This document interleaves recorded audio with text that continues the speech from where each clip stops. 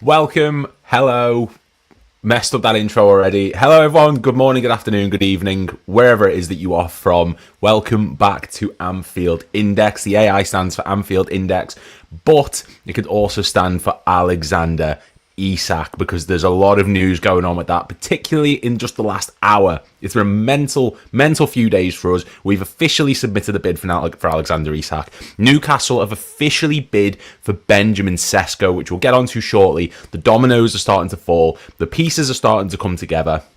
This transfer saga is starting to take a massive turn. Will Newcastle get Benjamin Sesko? Will that lead to us getting Alexander Isak? Who knows? Will my light be turned on? Yes, it is, because I forgot to turn it on in the first place. But welcome back to the channel. If you haven't done it already, make sure to click like and subscribe. It's been a mental few days here. Transfer window is always a bit crazy, but for us in particular, it's been an incredible few weeks, and now we could be on our way to getting Alexander Isak. We've said that for weeks now. Like, it's become the narrative of this summer window. It's the brand new Jude Bellingham of a few years ago. Before that, it was Kylian Mbappe. Now it's Alexander Isak, but the difference is we're in with a massive shout of getting Isak. It's not like it's hyperbole. It's not like it's a rumour. We've officially bid. And the news coming out is that Isak is still adamant that he wants to join us, but it depends on if Newcastle gets a striker, which is big what ifs, big ifs and ands and buts. But according to David Ornstein and a multitude of other sources, including Sky itself, Newcastle have submitted an official bid for Benjamin Sesko. They've submitted the 75 million plus €5 million bid for Benjamin Sesko, which meets the demands that RB Leipzig were asking for. A decision is yet to be made from the striker, however, with Manchester United's interest ongoing. Now, let's sort of get into this, because where do we stand on regards to Benjamin Sesko? Well, he was never a striker that I wanted. I think that was pretty clear. I think there's a talented player there. There's a certain skill set that suits him. He feels like a United player more than he would a Newcastle player. He's not the most mobile compared to the likes of Isak and stuff, but he's very good in the air. He's a very strong lad. But if you have the option of going to Manchester United, who, let's face it, it's a mess. You're also going to be competing now with the likes of Cunha there. You've got Mbeumo who's come in. There's no guarantee that all these lads who are out of the fold are going to be immediately kicked out. Or you've got Newcastle United, who boast some of the best attacking football in the league, have just won the Carabao Cup, will be in front of Bruno Guimaraes, Tonali, Joe Linton, as opposed to Ugarte, an aging Casemiro, Kobe Mainu. You know, like, for me, it's a no-brainer. If you're Benjamin Sesko and you're wanting the best for your career, Ruben Amorim's Manchester United, Eddie Howe's Newcastle. I can't get them on the screen perfect. There we go. Amorim, Eddie Howe's Newcastle. There's a big gap in quality, but like Christopher Duggery says perfectly, wages, though. Are Newcastle going to offer what Manchester United will? And the answer to that is probably no. But in this new Ineos era, the way United have conducted their wage business recently, they seem to be being a lot more shrewd with it. They seem to be sort of reducing wages on people. Casemiro took a pay cut recently because there's no Champions League football. Mbeumo's come in for less than what the reported market value was. They're not breaking the bank. They're not giving players 350k a week like your Casemiros. They're not giving Højlunds like excessive amounts of money anymore. They've learned from their mistakes. And I think that Newcastle and United now are sort of on closer playing fields. Isak was wanting 300k at Newcastle and they said no, he was on 180k. Now, if Sesko's going in to become the mainstay striker, they will have to pay what they want from him, meaning if they want someone who's going to come in and become the first teamer, someone who's going to become the big number 9 for them up top, replacing Alexander Isak, you will have to pay him well. You can't pay him pennies. He knows his responsibility. He's going to play week in, week out, with rumours being that Johan Wiesa's still in talks. He still wants to move, but he's the Callum Wilson replacement, if you will.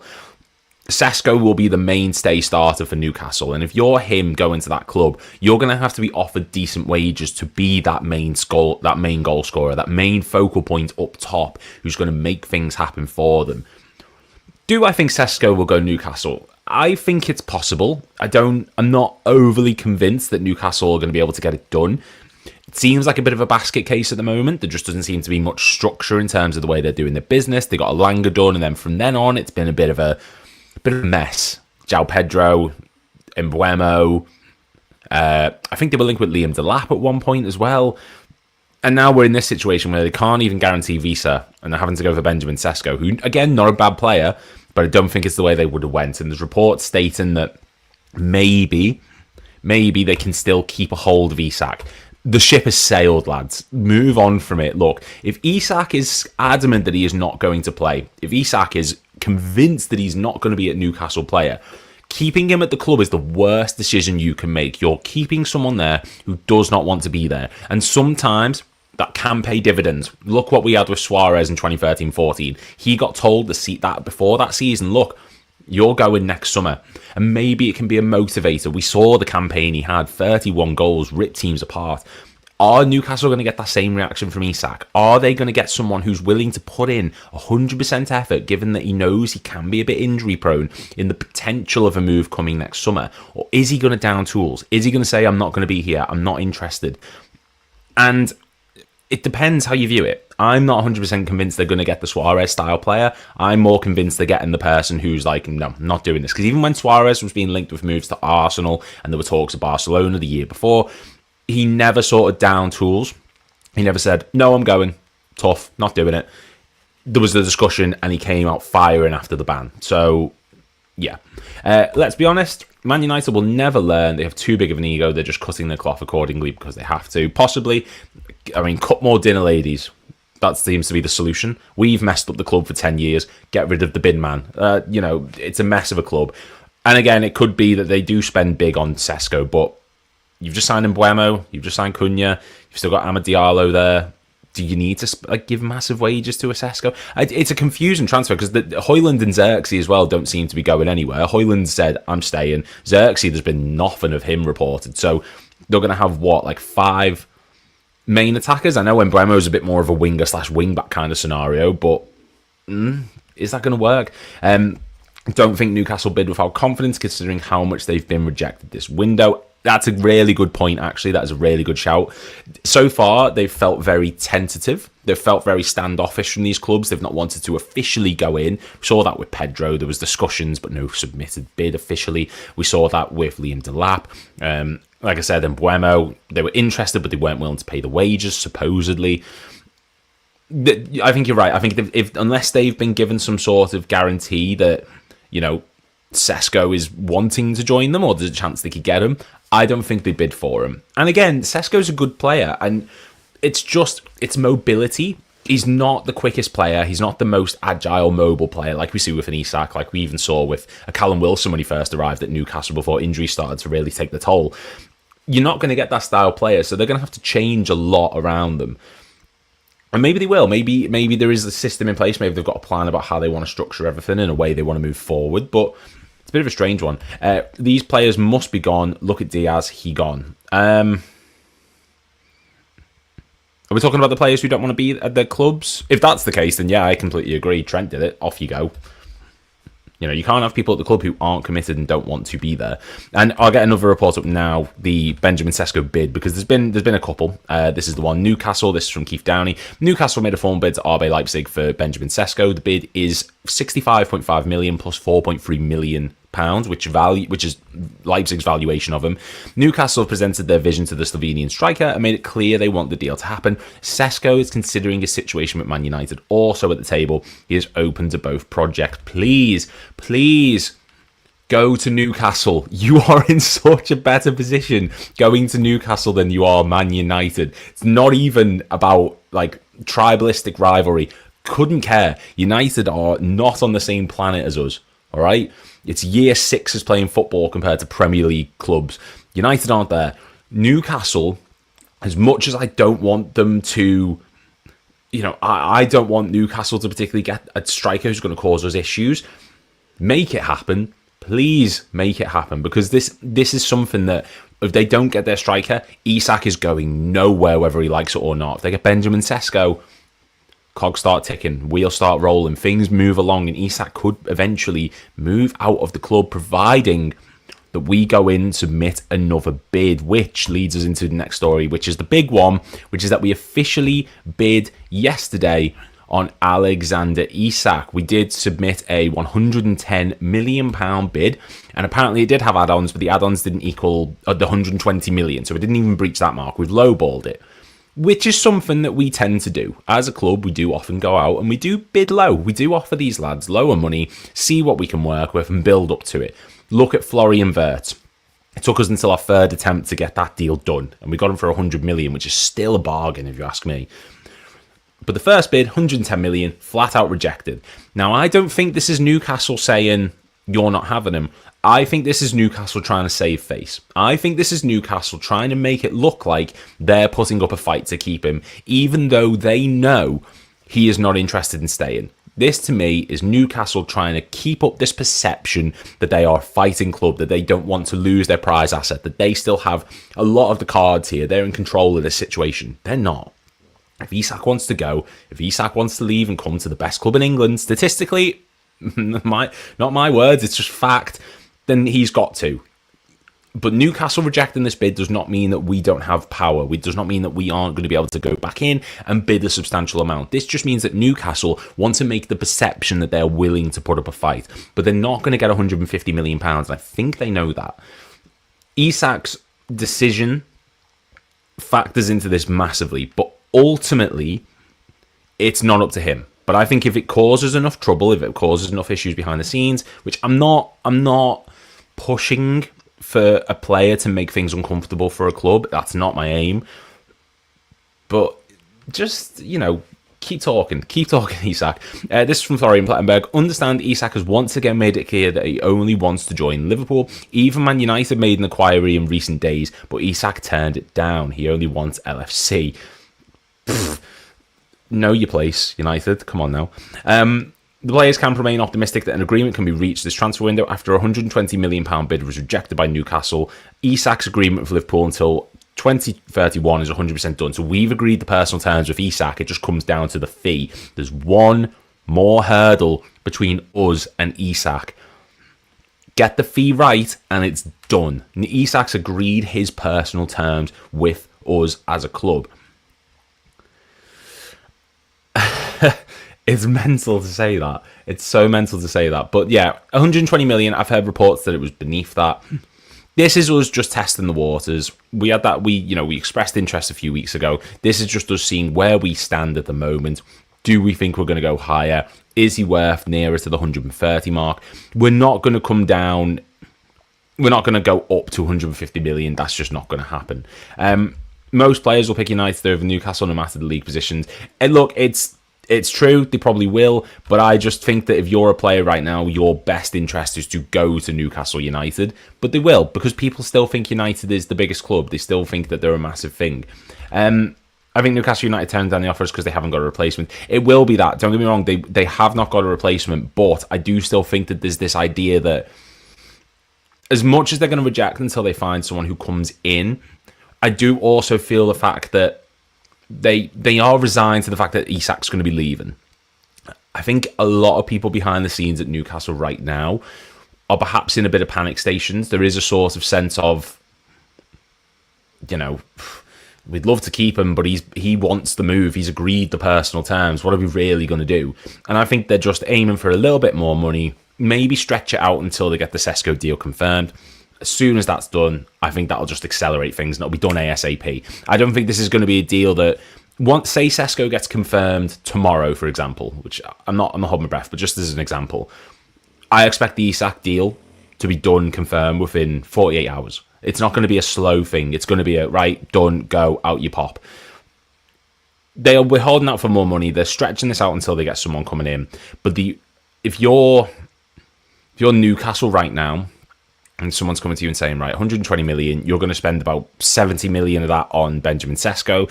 You need more depth in midfield. You need another centre-back. There's 50 million there they can work with. It's a lot of money. It's a lot of money to reject. And I just don't think, given that Newcastle's financial restrictions in terms of the way they can't spend their money, which you can say your opinion on that, that's fine. It's too good of an offer to turn down, having that extra 50, 60 million in the bank. because they can't spend their money at the moment. There's so many restrictions. It's the right thing for them to do. For sure, no way. First bid 150. This to me seems like an orchestrated move from Liverpool. Newcastle, lower bid from Liverpool. Immediate rejection. Isak AWOL, big bid for Sesko. To it's coming to its conclusion. Yep, 100%. And look, this is just us testing the waters. We're lowballing it. And we're building up to the massive amount. Because we're not going to spend 150 million, but 110 million, we know that. That's too low. That is too low. We've made that very clear. It's that sweet spot in the middle. 120 to 130, that's the area where I think this is really going to heat up. Newcastle aren't going to be able to hold out forever, and the sooner the Sesko deal gets organised, whether he goes United or to Newcastle, is going to determine this whole future. Us signing Isak comes down to Benjamin Sesko, and I never thought I'd have to say that sentence at the beginning of the transfer window, but Benjamin Sesko goes Newcastle, great. Goes United, it's not going to happen this summer. And I've heard reports that Newcastle want to offer him a new contract with a release clause next summer. So I don't know if that means they're going to go in January and maybe try and sign a striker. I don't know if that means they've got an idea of what they want to do next summer if they can't get anyone this year. But if you're Newcastle right now, you don't want to be waiting that year. You don't want to be waiting until 2026. You've just won the Carabao Cup. You fought so great in the league to get to the position they are. You want to build on that. You don't want to take this year off, kill the momentum. Because next summer, who's to say that an Anthony Gordon's going to be there? Who's to say that a Bruno Guimaraes is going to be there? Who's to say a Tonali is going to be there? They've already missed out on James Trafford. They're missing out on big targets. You've got to strengthen now while you're in a position of semi-power.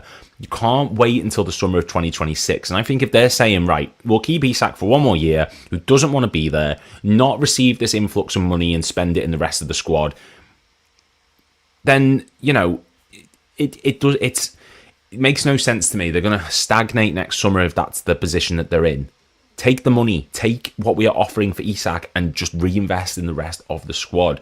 110 million isn't lowballing. It's not far off the British record transfer. It's not like, what I mean by that is it's lowballing compared to Newcastle's valuation of 150 million. It's 40 million less than what they're saying they will take for Isak. When I say lowballing, it's not in comparison to the rest of the summer window. It's not compared to the rest of the players and values. It's lowballing to Newcastle's fee, if that makes sense. It's nothing to do with like the money and inflation. Football's too expensive as it is already. Most of the fans wanted to go. I've heard that too. Let's get it right. If our player did this, he'd be out the door too. I 100% agree. Look at what we did with Trent. So many players in the past have left who have made it very clear, I do not want to be here, and we've moved them on. And that's what you've got to do. You cannot keep people in your team who do not want to be there. It lowers the morale. It will affect everything in the squad. If he's sat there being briefed by Eddie Howe and in his head thinking, I don't want to be here. I'm not asked. I don't care what you're saying to me. I'm not bothered. I do not want to be at this club. I want to be at Liverpool. How is Eddie Howe going to command the respect of the rest of that dressing room? How long is it going to be before other players, like I said before, like a Tonali or a Guimaraes or a Gordon, or all these other lads who were in the team who were talented players, sit there and think, what am I doing? Why am I sat here listening to Eddie Howe tell me how to play football when I could be at a Liverpool or I could be at an Arsenal or I could be at a Madrid?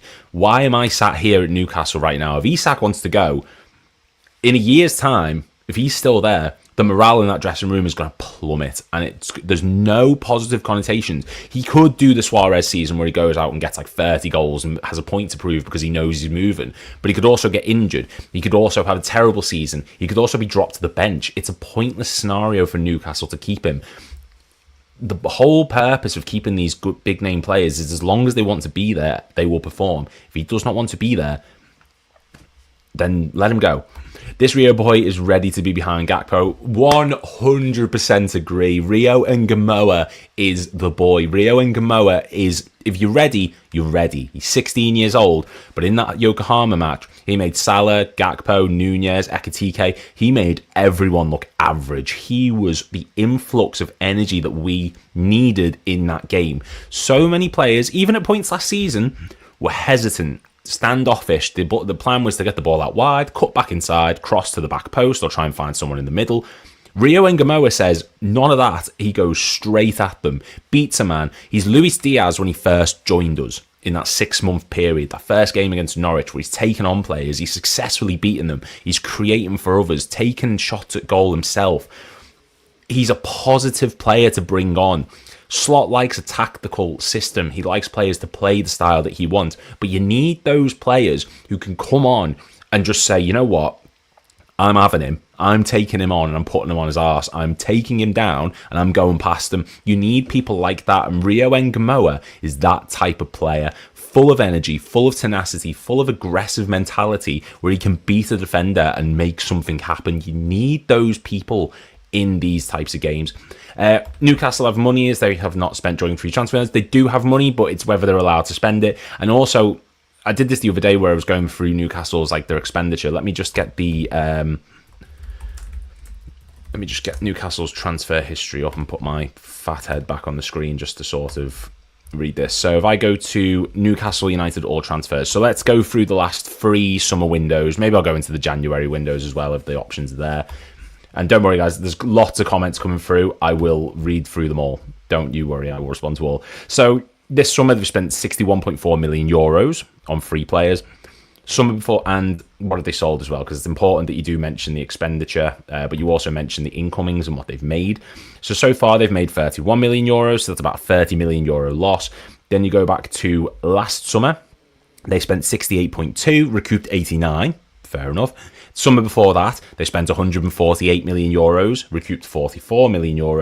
And then the summer before that, if my laptop wants to go quicker than a snail, they spent €185 million and only recouped 14 million. So they have spent, they do still have money, but the restrictions around them, the advertising revenue restrictions and all the other ones, they can't spend what they have. And there's a big debate about that. We had a big debate on Zach Jalab's channel the other day, which is coming up very soon. Very excited about that. And Lewis Bowman made a good point of saying, well, City did it.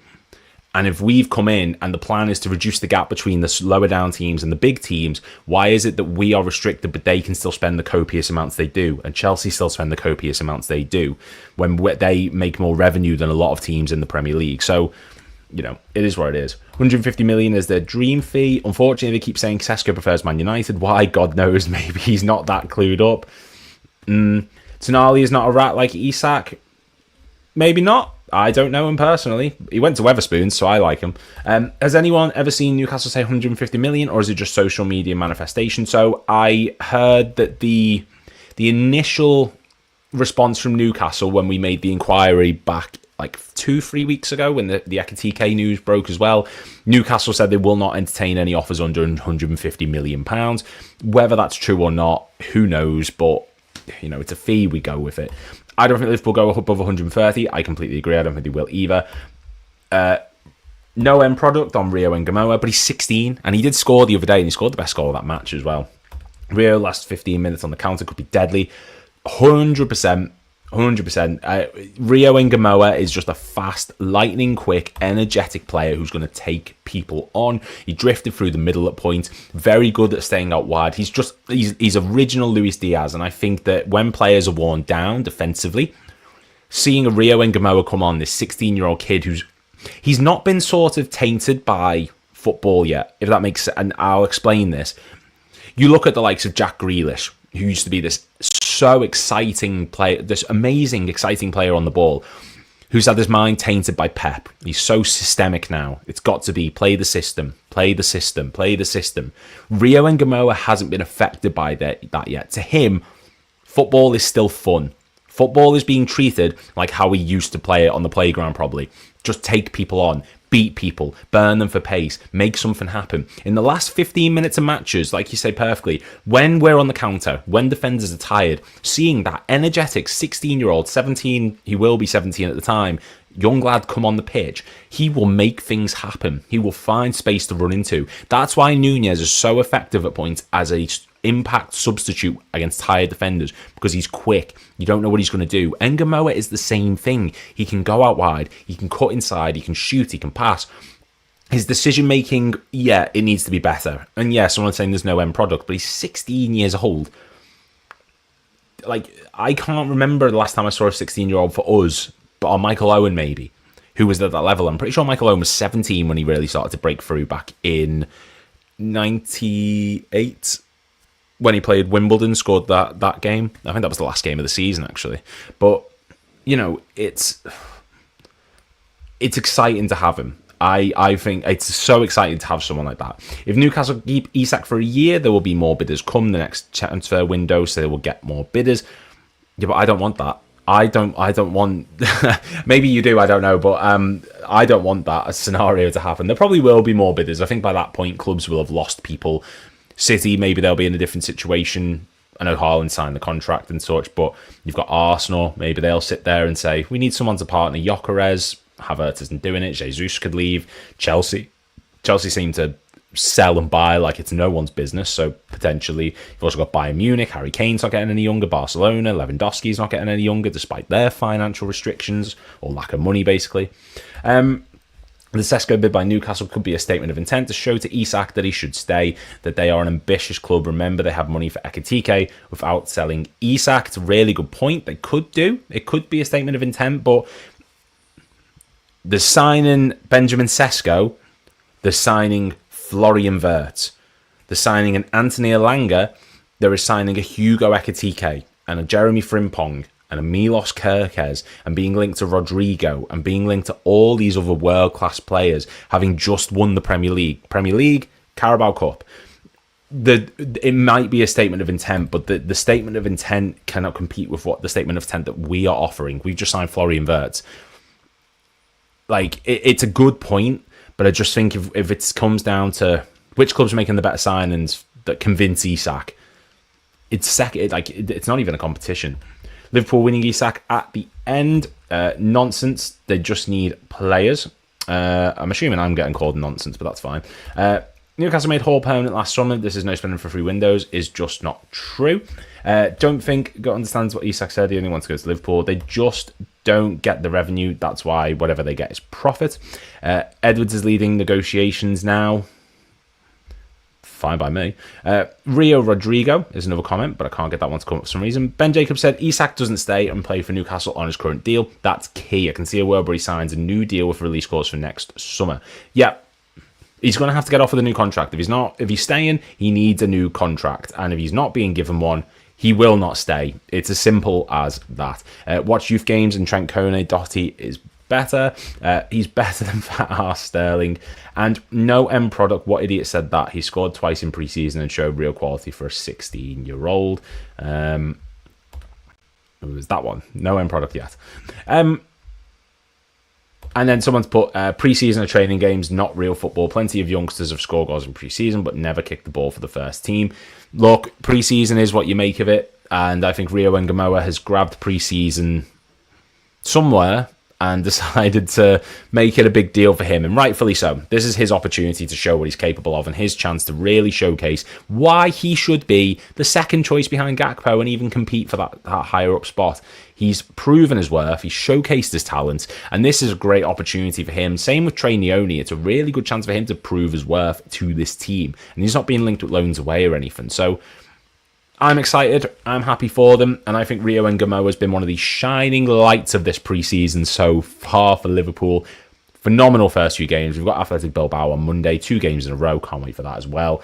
See what he does for me. For me, Isak has already signed with a mental auto pen. Newcastle should negotiate an improved bid, take the money and move on. He's already agreed the personal terms until a contract till 2031 with us.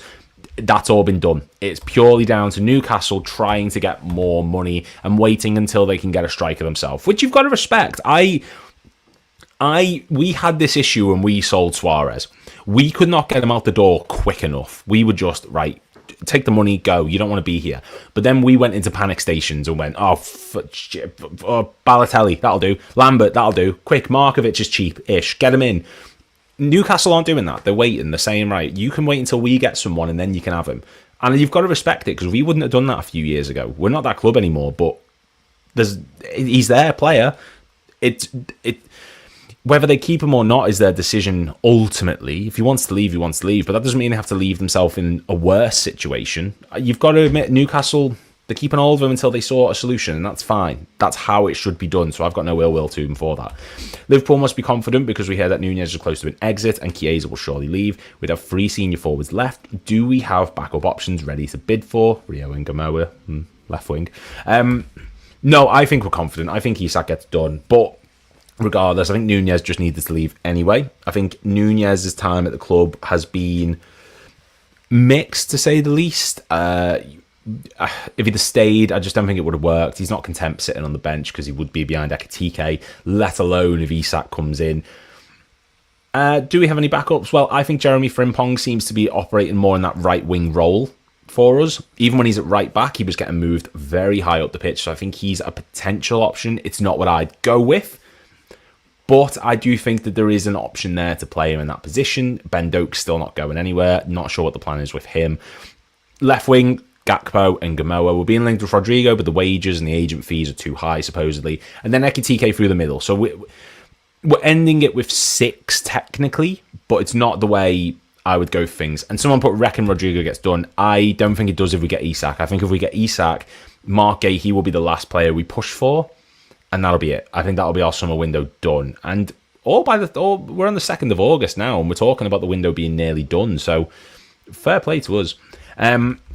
I agree, we have about 4 or 5 really promising youth. We shouldn't put all our hopes just on one player. Just don't want to put too much pressure on them. Yeah, no, I agree. Look at Owen. Owen came in when he didn't, and Fowler got really badly injured. He was missing for a few months, and Owen had to take the mantle. And then because he was so good, the pressure was just keep going. And he suffered his injuries. Going into that Ballon d'Or in 2001, he was battered, he was ruined. And yeah, he was a victim of his own talent and success. My dog just snored at me.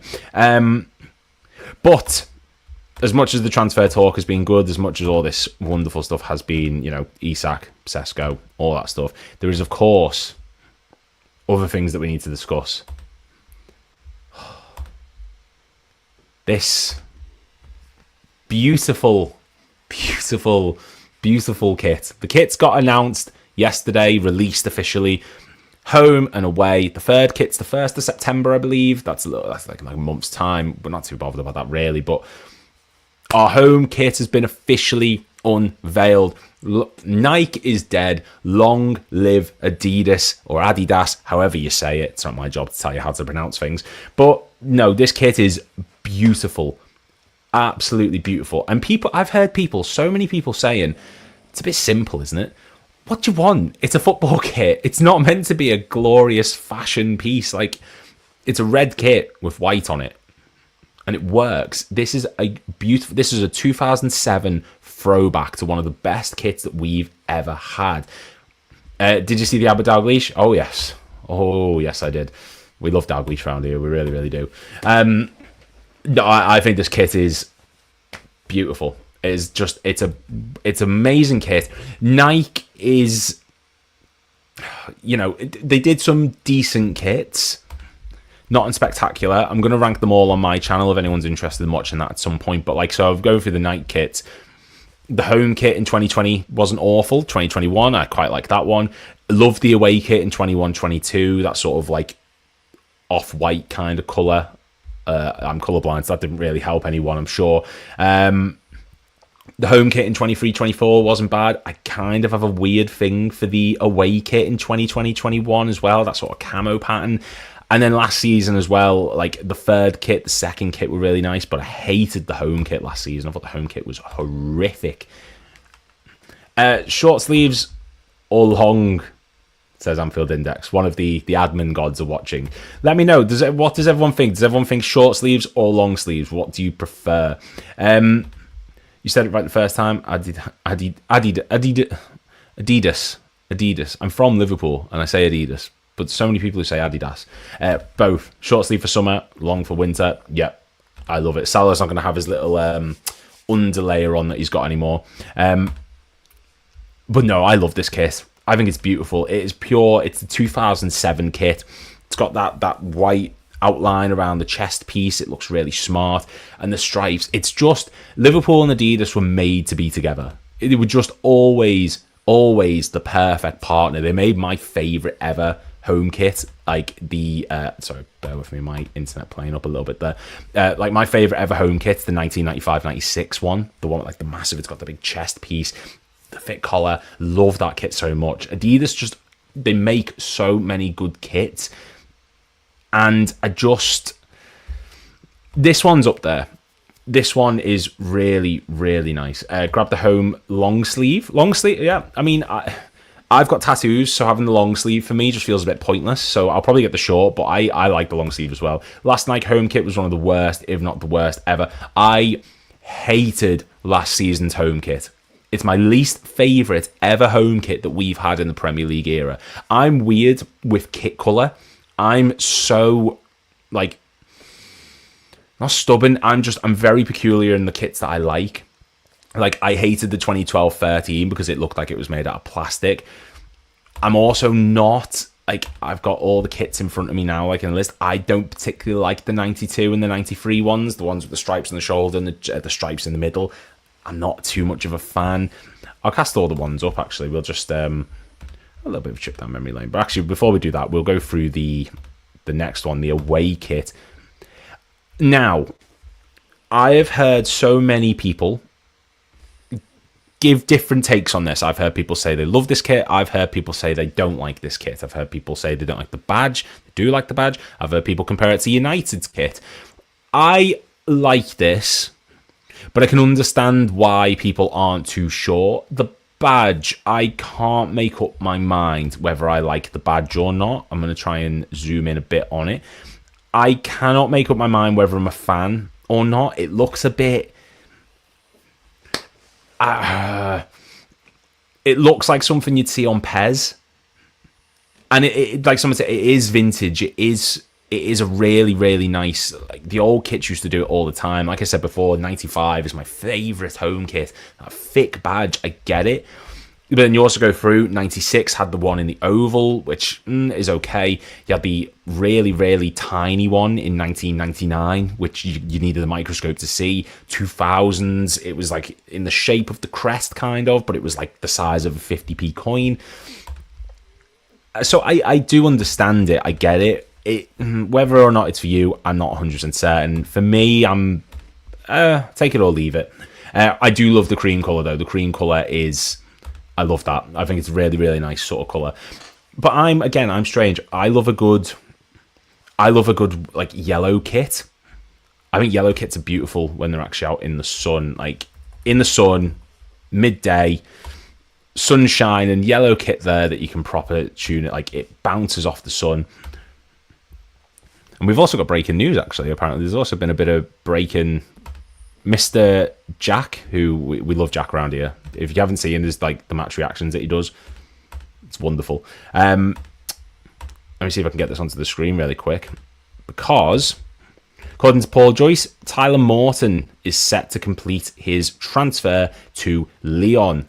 Liverpool have a 20% sell-on clause. It took me a second then to figure out what we were on about. We'll get on to that in a moment. Just go through the heads in the comments. Outside, giving me flashbacks to Torres and the white kit. I will be buying the green when it's released. We need more black kits. Love a good black kit as well. Although I didn't like that checker pattern one we had in 2020. That was woeful. I like the one that we had in 16-17. When Mane signed, when he scored that goal against Arsenal. That was a really, really nice one. But yeah, Tyler Morton. What's everyone make of this? What's everyone make of the Tyler Morton transfer? Because there was a point in time where Tyler Morton looked like he was going to be huge for us. We saw that loan spell he had at Hull, and he was doing really, really well there. He's then got injured several times, said that he wants more game time and is a bit frustrated and will probably see himself leaving. He's come back to us, had that great game against Southampton last season in the League Cup where he was right back and even centre-back at some point. And now he's going to Lyon. Which, Lyon, you could say, bit of a basket case at the moment, all the situations going on. They've overturned a lot of it. They are still in Ligue 1, so it's a good transfer in that regard. Is it the right club for Morton to be going to? I feel like he's a championship-level player. And that's not a disrespect, because I think there's a lot of quality young lads in the championship. There's a lot of really, really good teams. I never picture them going to Ligue 1. I never, ever picture them going to the championship in my life, to the French league in my life. You know, bit of an odd one. Good luck to the lad. Yeah, no, good luck to Tyler Morton. He was never going to be regular. Good luck, mate. There was that period in time, I can't remember exactly when it was. I'll have to get the stats up, but I remember when Klopp used him quite a bit, and he actually got a fair bit of game time at one stage. Was it 3 years ago? Let me see if I can find it. 23-24. So 23-24, he was at Hull. Yeah, of course. 22-23, was it? Played 39 championship games last season, picked up 3 goals. My laptop is so slow.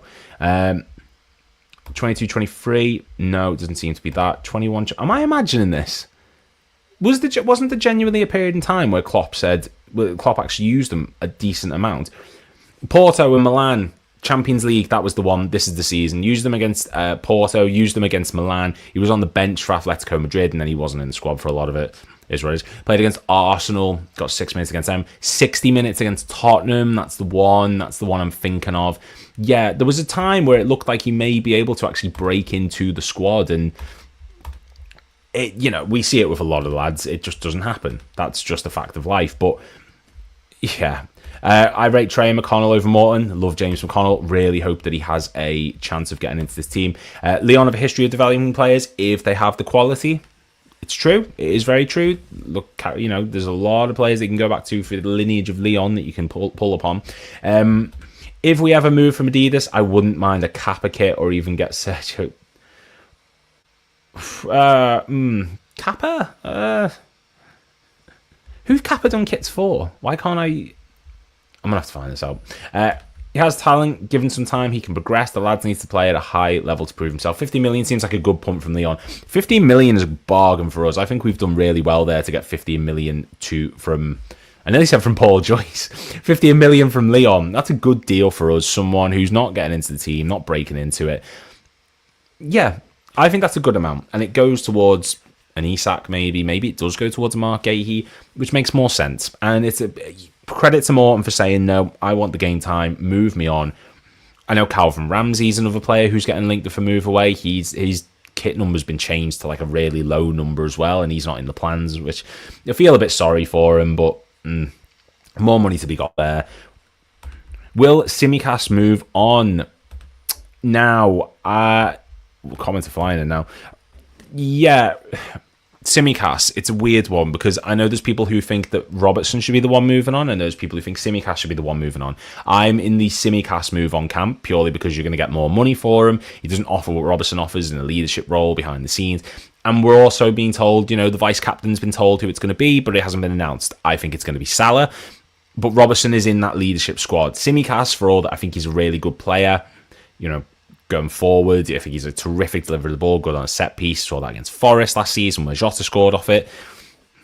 But I just think you've got more market value on him. You could go to another team and do really well. You sell Robertson, you're going to get 6 million for him. And what's the point? You're losing one of your leaders in that dressing room. Robertson should be allowed to leave this club on the expiry of his contract and be given the farewell that we saw, like Naby Keita, Thiago. These got these incredible farewells on the expiry of their contracts.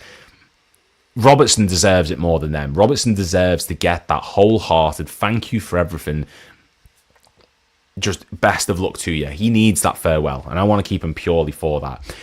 If it's anything like Pez, then I may look a little funny, but it'll look like the beautiful game. Yeah, and any news on the Nunez bid? Well, it's perfect that you actually do discuss this because obviously Darwin Nunez, if I can get the article up, Darwin Nunez has been getting linked with plenty of moves to Saudi Arabia, this we know, and this is coming from Fabrizio Romano. Share screen, there we go, big fab.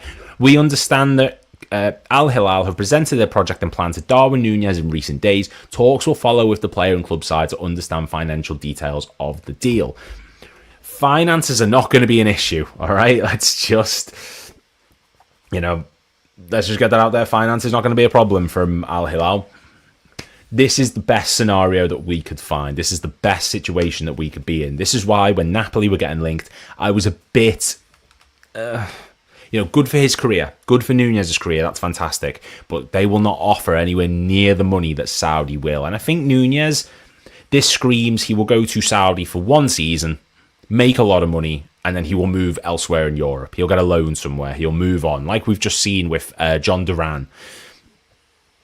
Nunez is too good to be Saudi League. He's just not good enough to be at Liverpool.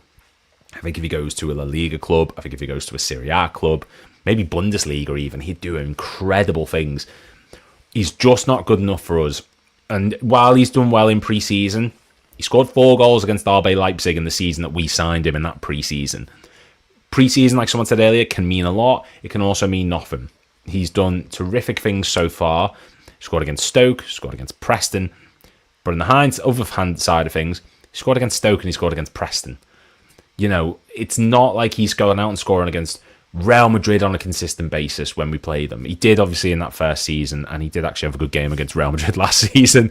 Maybe the worst example, but Nunez, for all that he has talent, he's going into his 4th season with us. It's not worked. It's not fit. It's time to move him on. And this is the season where you can still get a good amount of money for him. From what we understand, it's around 60 million, which is what we were holding out for from Napoli. This is a poor move for his career, but for us as a club, the main focus is getting what we're after finance-wise. I would love Nunez to go to a Champions League club, and I think he still will. I think he's only going to go Saudi for a year and move on. But in terms of getting the money in, no one else is going to offer us this for Nunez. This may be our only chance to get what we want from a Darwin Nunez transfer. You can't be in your 4th season and still have question marks around whether you are good enough for us or you're not. You either are or you aren't, and Nunez isn't good enough for us. He has a talented skill set, breaking the lines, running into space. He can score a worldie when he needs to, but his talent on the ball is not good enough. His positional play can be a bit questionable at times. And the misses, he literally missed the other day against Yokohama from like 5 yards out. He's still doing that. So for all that we want to sit here and say, you know, great player, talented, there is still a few faults in his game and a few things that he needs to work on. And I think if he goes to Saudi, he'll make a lot of money, rightfully so, good for him. And then in a year's time, he'll move to the Italian league or something along the lines when the value is decreased. Had the number 9, How had to go. Look, we've had worse strikers. I can name you 10 worst strikers that we've had. I've done it on my channel. We've had Sean Dundee. We've had El Hadji Diouf, Florent Simon Pongoye, Ricky Lambert, Mario Balotelli, Bruno Cheyrou, Anthony Latalek. Some of them aren't strikers, but you get what I'm pointing, like attacking players. Nunez is not the worst. By far, he is not the worst. But he's not, you know, he came in at a difficult time. He came in after the season after we went 2 games away from winning the quadruple. Let's not forget that. We were 2 matches away from winning the quadruple. And the solution was break our transfer fee record on a Darwin Nunez, which is a position on the pitch that we didn't feel we needed to strengthen at the time, when we felt like we needed the number 6, when we needed more depth at centre-back, because that's the one that cost us 2 seasons before. And he came in with so much pressure and expectations and comparisons to Haaland because it was that window. And he had the Community Shield where Haaland missed the goal and Nunez won us a penalty and then scored a goal later on. He had all the hype in the world and it dipped. And he never fully recovered. He never fully fit in. He's done well in terms of goals of assists for the time that he's been here. But it's not worked. And like I said, there's been far worse players that we've had. We've had far worse strikers in this club as a whole. Barini's another one who springs to mind. But it's time to move him on. And to Saudi, thank you for coming in because they're going to, you know, pay a copious amounts of money. But yeah, is Nunez good enough for Newcastle? Maybe, but I think the Newcastle fans would take to Nunez. He's got that attitude, that personality. He's aggressive. He's up for it. That's why we like them so much. That's why he endeared to us. That's why the Nunez chants ring out whenever he presses someone. Newcastle fans would respond the same way. I think they love the energy that he provides. His finishing and always offsides is it for me. My point of view is what 16-year-old in world football right now over the mile when he came through in front of scoring 75,000 fans in the senior team preseason games or not. That is unreal.